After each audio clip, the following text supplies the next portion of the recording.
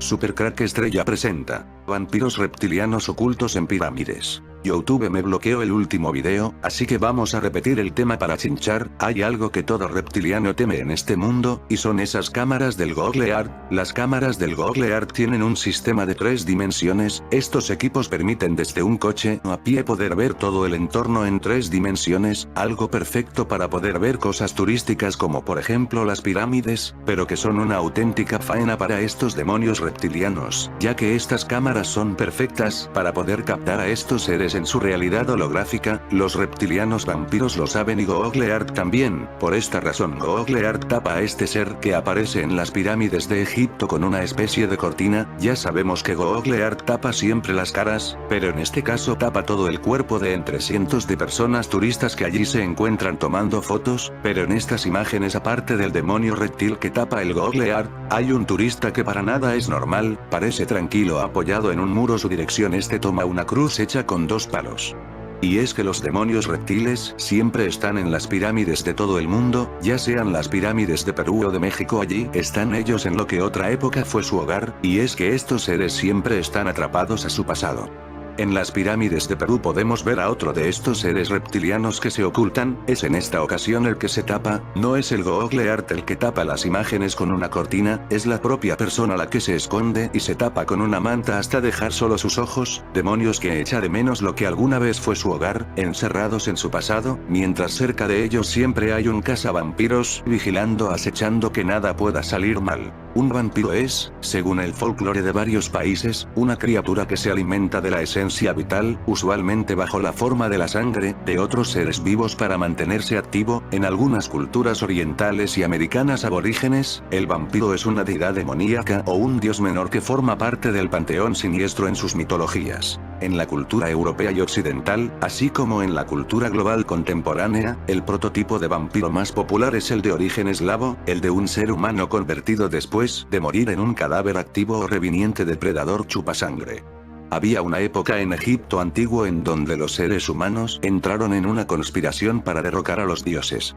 Blasfemed contra el Ra, rey de dioses y de los hombres, y los magos buscaban la manera de derrotar a los dioses. Usando sus fuerzas, los dioses habían dado a los hombres objetos y tierras para que prosperaran. Al oír hablar de las intenciones de los humanos, se reunió con el resto de los dioses, y ellos aconsejaron que llamara a Sekhmet, la fuerza contra la cual ninguna otra fuerza sirve, para que se manifestara en la tierra y calmara la rebelión. Sekhmet se manifestaría y castigaría a todos los que habían sostenido la rebelión contra los dioses. Luego Sekhmet caminó entre hombres y los destruyó y bebió su sangre. Una noche después de que Sekhmet había bebido la sangre y rasgado los cuerpos de los humanos, los dioses decidieron que la matanza había sido suficiente y que debía parar, pero los dioses no encontraban manera de parar la matanza, ya que Sekhmet había bebido toda la sangre de los revolucionarios. Mientras que continuó la carnicería, los dioses reconocieron que Sekhmet, y su rabia por la intoxicación hacía aún peor la matanza, y sabían que no pararía hasta que la vida humana se extinguiera. Entonces Ra, que había traído ciertas plantas colosales de la familia de las Solanaceae, y que de ellas se pueden elaborar drogas muy potentes para alterar la mente.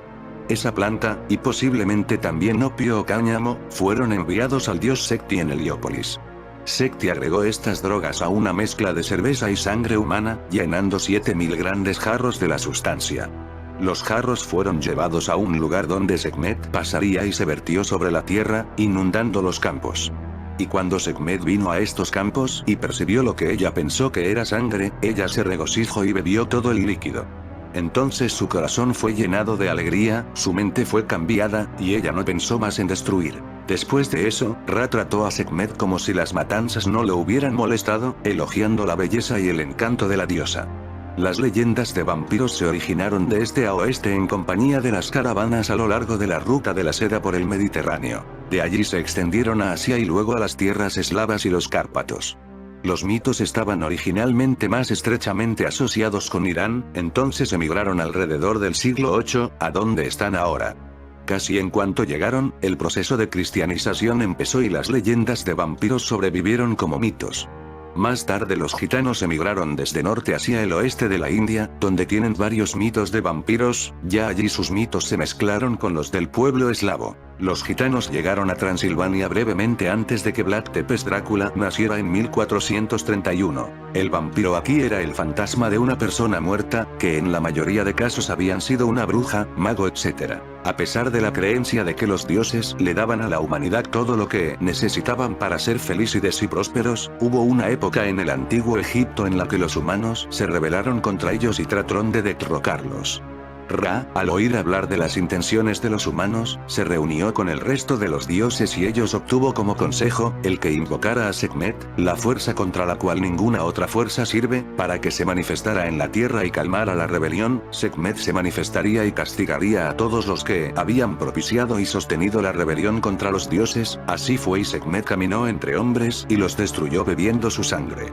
Una noche después de que Sekhmet empezara su labor, rasgando los cuerpos de los humanos y bebiendo su sangre, los dioses decidieron que la matanza había sido suficiente y que debía parar, pero no encontraban manera de hacerlo, ya que Sekhmet había bebido mucha sangre de los revolucionarios, e intoxicado por ella, era ahora más fuerte y sanguinario. Mientras la carnicería continuaba, los dioses reconocieron que la matanza no pararía hasta que la vida humana se extinguiera. Entonces Ra, que había traído ciertas plantas colosales de la familia de las Solanaceae, de las cuales se obtiene lo necesario para elaborar drogas muy potentes que alteran la mente, mezcló estas con opio o cáñamo, no es seguro con qué, y las envió al dios Secti en Heliópolis. Secti agregó estas drogas a una mezcla de cerveza y sangre humana, llenando 7000 grandes jarros de la sustancia. Los jarros fueron llevados a un lugar donde Sekhmet pasaría y se procedió a verter la mezcla sobre la tierra, inundando los campos. Cuando Sekhmet percibió lo que sintió que era sangre, se regocijó y bebió todo el líquido. Entonces, su corazón se llenó de alegría, su mente fue cambiada y ella no pensó más en destruir. Después de eso, Ra trató a Sekhmet como si las matanzas no lo hubieran molestado, elogiando la belleza y el encanto de la diosa. Claro, él era un padre comprensivo, ¿no? El egiptólogo Wael Sherbini presentó en 2016 en la Conferencia Internacional de Demonología Egipcia Antigua en la Universidad de Swansea, Reino Unido, su descubrimiento de las representaciones de demonios más antiguas de Egipto. Su datación se establece hace unos 4000 años. Las representaciones, que muestran a los demonios sustituyendo a las cabezas de sus víctimas por las suyas propias, se hallaron en 2 sarcófagos pertenecientes al Imperio Medio, 2050-1750 a.C. Y en un rollo de cuero manuscrito, este se hallaba en los archivos del Museo Egipcio de El Cairo, sin que nadie lo hubiera examinado en los últimos 70 años, a pesar de que se trata del manuscrito en cuero más antiguo y largo de los descubiertos hasta el momento. Los demonios ya eran conocidos por los investigadores, lo que no se sabía era cómo eran representados en la antigüedad. Las imágenes identificadas ahora son en unos casos zoomorfas y en otros antropomorfas. El demonio llamado Intef aparece como un babuino con cabeza de perro, mientras que Cheri Benud muestra una cabeza humana sobre una figura inidentificable. Ambos están representados como los guardianes de la entrada de un templo que contiene varias cámaras custodiadas por otras entidades demoníacas.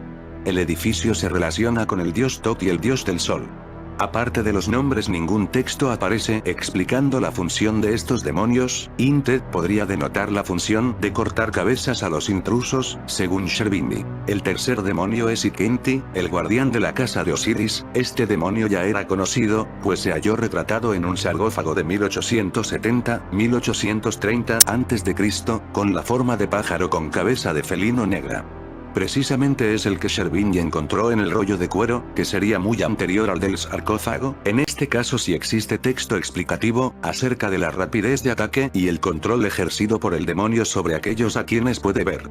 Y es que esta es una de las razones por las que Google Earth esconde las imágenes de estos seres, ya que solo verlos puede significar estar bajo su control. El caos en que parece estar sumido el mundo nos hace pensar que hay una fuerza eficiente operándolo, y en especial, cuando vemos que desde los púlpitos esto no se dice. Pero conforme uno va avanzando en la comprensión de la existencia demoníaca como factor de todo este caos, comienza a descubrir las sutilezas con que actúan los demonios, especialmente al hacernos pasar tentaciones como cosas que vienen de Dios. Esto nos debe poner en guardia sobre el atribuir influjo celestial a muchas cosas que nos suceden en la vida. Parecería que incluso, cuanto más piadosas son las cosas que nos pasan o vemos, más riesgo hay de que provengan de las sutilezas demoníacas. Los escritos de Santa Teresa de Ávila y San Juan de la Cruz, que son doctores de la Iglesia, hablan de haber tenido innumerables encuentros con demonios y son especialmente esclarecedores de este tema. Ambos fueron bien conocidos, especialmente San Juan de la Cruz, por sus poderes al exorcizar demonios. Santa Teresa ha dicho de él: Juan de la Cruz tiene un don especial para echar demonios. En Ávila exorcizó a muchos de una persona, y él los mandaba en el nombre de Dios que le dijesen sus nombres, y ellos obedecían de inmediato.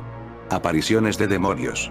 Santa Teresa describe en su vida cómo el diablo se le apareció, a veces teniendo una forma abominable. Su boca era horrible, parecía que de su cuerpo salía de una gran llama, que no proyectaba ninguna sombra.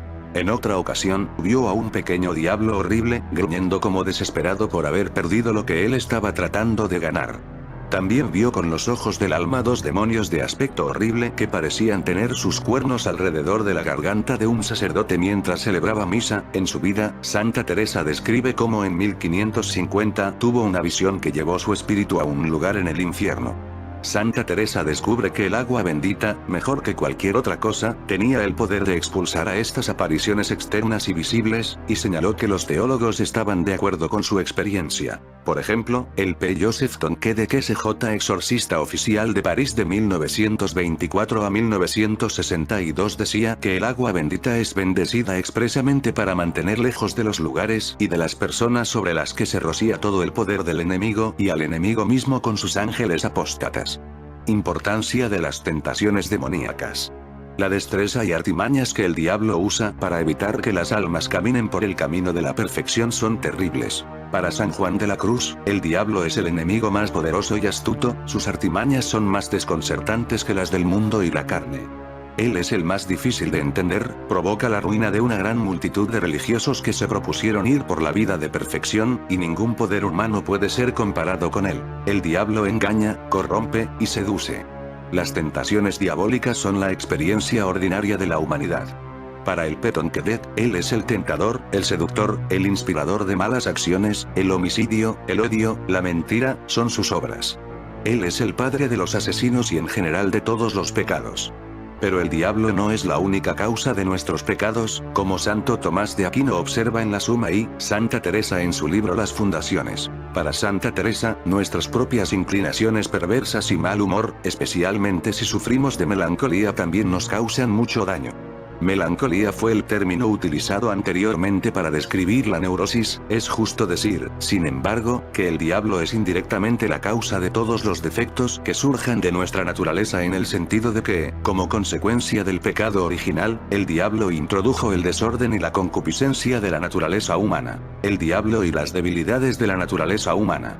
Debemos darnos cuenta que los demonios son seres intelectuales puros, no seres racionales como nosotros. Ellos poseen un conocimiento superior de nuestras debilidades y disposiciones que utilizan para tentarnos. Santa Teresa es consciente de que el diablo sabe muy bien cómo tomar ventaja de nuestra naturaleza y poca comprensión. En un cántico espiritual, San Juan de la Cruz también sugiere que los demonios usan el mundo y la carne para aumentar el poder de su trabajo. La tentación de los demonios es más fuerte que las del mundo y la carne, porque los demonios se refuerzan a sí mismos con estos otros dos enemigos, el mundo y la carne, con el fin de librar una fuerte guerra. El diablo sabe cómo explotar nuestros instintos y pasiones, la debilidad de nuestra carne y nuestro orgullo. Víctor Witte en Dios y el inconsciente, comenta que la desgracia, la enfermedad o la ansiedad mental no son pecados, pero nos pueden inducir a la rebelión y la desesperación. Y Satanás puede tomar ventaja de todo ello para tentarnos a pecar. Para Santo Tomás de Aquino, el diablo solo puede actuar sobre la mente humana por causas naturales, físicas y psicológicas. Por el contrario, todas las causas naturales, físicas y psicológicas pueden ser instrumentos de propósitos diabólicos. Este punto de vista difumina la distinción entre el trastorno mental que proviene de causas internas y trastorno mental que viene de acción diabólica, planteando un problema difícil de discernir. Formas de tentación demoníaca. La tentación demoníaca generalmente afecta a los poderes psicosomáticos, concretamente, la imaginación, la memoria, y el apetito sensitivo, que son importantes para el uso y el control de nuestras emociones. Tentando a estos poderes, los demonios perturban el apetito sensorial e indirectamente afectan el intelecto y la voluntad. Las experiencias de Santa Teresa y San Juan de la Cruz verifican esta doctrina que es comúnmente aceptada en la teología espiritual. San Juan dice que el mayor engaño demoníaco es a través de la memoria, y que puede durar mucho tiempo, especialmente en las almas que están absortas en la noche oscura de los sentidos en el umbral de la noche del espíritu. Además de las tentaciones ordinarias de la imaginación y la memoria, las almas en avanzado estado de perfección son el objeto de otro tipo de tentación. El diablo sabe que una tentación que cause la caída de un alma avanzada no puede normalmente ser una tentación abierta, que es rechazada fácilmente, sino un engaño bajo la apariencia del bien. Se tiene miedo a los vampiros, porque ellos matan personas pero al mismo tiempo se parecen a ellas, pero hay ciertas cosas que los diferencian de un ser vivo, no puede proyectar ningún tipo de sombra ni se puede reflejar en ningún espejo, además los vampiros pueden cambiar de forma, como por ejemplo la de un murciélago, y eso lo hace sumamente difícil de capturar. Al empezar un nuevo día los vampiros tienen que dormir en sus ataúdes porque los rayos del sol los matarían, pero por la noche despiertan sedientos de sangre. La forma más común de nutrirse es atravesar por una ventana, en forma de murciélago y entonces morder a la víctima en el cuello y succionarle toda la sangre. Los vampiros no pueden entrar a una casa sin ser invitados, pero en cuanto tienen el permiso, pueden entrar tan a menudo como ellos quieran. El vampiro no es peligroso solo porque mata a las personas, sino porque sus víctimas después de muertas se convierten en vampiros. El lado más fuerte de los vampiros es que son casi inmortales, solo algunos ritos muy especiales pueden matarlos, tal como poner una estaca en su corazón, cortar su cabeza o quemar su cuerpo. El cine es un arma de doble filo. Por un lado, ha evitado que se olviden hechos que, de otra forma, se habrían perdido en las páginas de los libros de historia. En cambio, no ha ayudado a contar toda la verdad sobre el antiguo Egipto. Si por Hollywood fuese, en las tierras de los faraones la magia únicamente habría servido para arrojar maldiciones sobre el enemigo, urdir conspiraciones contra los poderosos y resucitar muertos ávidos de venganza. La realidad era bien distinta. Al menos en parte. Así lo afirma el popular Javier Arries, un escritor que se ha convertido en todo un referente en lo que a hechizos y conjuros de esta civilización se refiere gracias a sus continuas investigaciones en este campo. En palabras del autor de obras como Magia en el Antiguo Egipto, Maldiciones, Amuletos y Exorcismo Luciérnaga, 2016, los hechizos iban más allá de la magia negra. En la civilización del Nilo la brujería era parte de la vida diaria de sus ciudadanos. Nada en el universo se concebía sin ella y estaba en todas partes, aunque era necesario aprender a dominarla. Además, servía para sanar a los enfermos, para protegerse de demonios nocturnos devoradores de bebés, o entre otras tantas cosas para adivinar el futuro. Arries es claro en declaraciones a este diario. Los egipcios creían firmemente en el Eka, el poder de la magia. Nada en el universo se concebía sin que estuviera animado por ese poder. La propia existencia del mundo era para ellos la prueba de la existencia de ese poder. Hoy, el autor nos desvela los secretos del mundo mágico en el antiguo Egipto. Con todo, tan cierto como que su utilización era habitual es que para algunos personajes descarriados era un arma mediante la que acabar con sus enemigos. En toda la historia de la humanidad, hay una constante que se repite, la que habla de dioses misteriosos con aspecto de reptil, muchas veces humanoides, otras con aspecto animal total. En muchas culturas y civilizaciones del pasado existen. En el antiguo Egipto, la religión Asobet, el dios cocodrilo, es uno de los cultos más firmes que existió en la época, pero ¿quiénes eran estos dioses y por qué tenían un aspecto de reptil? ¿Qué eran? Los extraños dioses con aspecto de reptil del antiguo Egipto. Recientemente, gracias a un equipo de arqueólogos británicos de la Universidad de Cambridge, se realizó un descubrimiento bastante peculiar y extraño. Entre todos los hallazgos misteriosos que se han hecho sobre el Egipto pasado, por más fantasioso que suene, se encontraron huellas de dedos meñiques dentro de una cueva, bastante bien conservadas. Unas huellas que, según el mismo equipo arqueológico, no pueden ser humanas. Los antropólogos que llevaban a cabo la investigación han estudiado miles de restos pictóricos que se han encontrado en una cueva en el antiguo Egipto, bastante cercana a la longeva localidad de Wadi Sura. Se pudieron encontrar alrededor de 5.000 obras de arte rupestres, que fueron descubiertas en el interior de una cueva hace casi 16 años atrás. En las imágenes se puede mirar representaciones bastante claras de personas, animales y seres extraños que no poseían cabeza. En otras se pueden apreciar formas bastante parecidas a los famosos reptilianos. Cabe destacar que las pinturas encontradas podrían tener un tiempo que supere los 8.000 años de antigüedad. El equipo científico ha dado varias entrevistas en las que afirman que las únicas conclusiones lógicas que se pueden sacar sobre los hallazgos hechos, es que se tratarían una especie de calzado con forma de patas de lagarto con los que los hombres se ayudaban al momento de trabajar o para decorar sus hábitats. Los más acérrimos detractores de la teoría reptiliana siguen atreviéndose a negar la existencia de seres con aspectos de lagartos, cocodrilos o dragones a pesar de que la escritura es clara y no deja lugar a dudas sobre su interpretación. Sin embargo, aún existen grupos arqueológicos que no se atreven a descartar las presencias de seres extraños en épocas pasadas. La evolución humana es extraña y aún no está del todo clara. En el antiguo Egipto se hablaba de Sobek, un dios bastante poderoso y venerado para la época por sus atributos para la felicidad y la vida. En fin amigos de Supercrack Estrella, si el video te gustó pulgar arriba,